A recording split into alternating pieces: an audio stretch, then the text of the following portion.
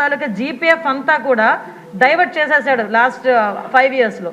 దానికి కోర్టుకి వెళితే టెక్నికల్గా ఏం చెప్పారంటే అన్ఎక్స్పెక్టెడ్గా వెళ్ళిపోయింది, డబ్బులు మాకు సంబంధం లేకుండా వెళ్ళిపోయిందని ఆన్సర్ కూడా గవర్నమెంట్ నుంచి కోర్టుకి వెళ్ళిన పరిస్థితి కూడా మనం చూస్తూ ఉంటే సిగ్గుపడాలి ఈరోజు. అంటే వాళ్ళు దాచుకున్న వాళ్ళ సొమ్ము కూడా వాళ్ళకి తిరిగి ఇవ్వడానికి కూడా లాస్ట్ గవర్నమెంట్ 5 సంవత్సరాల్లో కూడా జగన్మోహన్ రెడ్డికి మనసు రాలేదు అధ్యక్ష. ఈరోజు తిరిగి పోలీస్ వ్యవస్థల గురించి, విధానాల గురించి, రాజ్యాంగం గురించి ఆయన మాట్లాడుతుంటే కొంచెం మనందరం కూడా ఇబ్బంది పడాల్సిన అవసరం ఉంది అధ్యక్ష. లాస్ట్ 5 years ఇంకోటి అధ్యక్ష, మనకి వెహికల్స్ గురించి కూడా ఇందాక చెప్పారు. వెహికల్స్ గురించి కూడా చాలా క్లియర్గా చెప్పాం. డెఫినెట్గా కొత్త వెహికల్స్ తీసుకోవడానికి గవర్నమెంట్కి ప్రతిపాదన పంపిస్తున్నాం అధ్యక్ష. ప్రతి చోట కూడా వెహికల్స్ మీరు అన్నదైతే వాస్తవం అండి.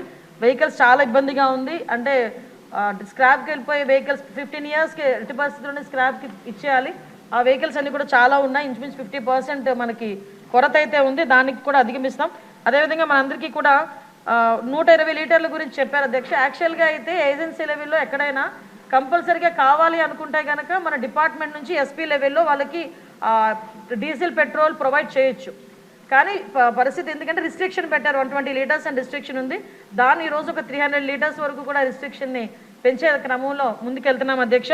అదేవిధంగా ఇప్పుడు మీరు అడిగారు అధ్యక్ష, మనకి ఏపీఎస్పీ నుంచి ఏఆర్కి వెళ్ళేదానికి కన్వర్షన్ లిస్ట్ కూడా రెడీగా ఉంది అధ్యక్ష.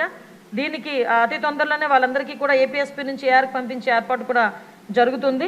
ఒకటి మాత్రం క్లియర్ అధ్యక్ష, ఈరోజు ఏ శాంతి భద్రతలు అయితే వాళ్ళు మాట్లాడుతున్నారో, జగన్మోహన్ రెడ్డి వాళ్ళు మాట్లాడుతున్నారు అంటే ప్రతిపక్ష నాయకుడు కాదు కాబట్టి అసెంబ్లీలో పులివెందుల ఎమ్మెల్యే గారు మాట్లాడితే ఆ ప్రికార్డ్స్ తీసుకొని వచ్చి శాంతి భద్రతలకు మాట్లాడుతున్నారు. ఒక్కసారి బ్యాక్కి వెళ్ళాలి అధ్యక్ష.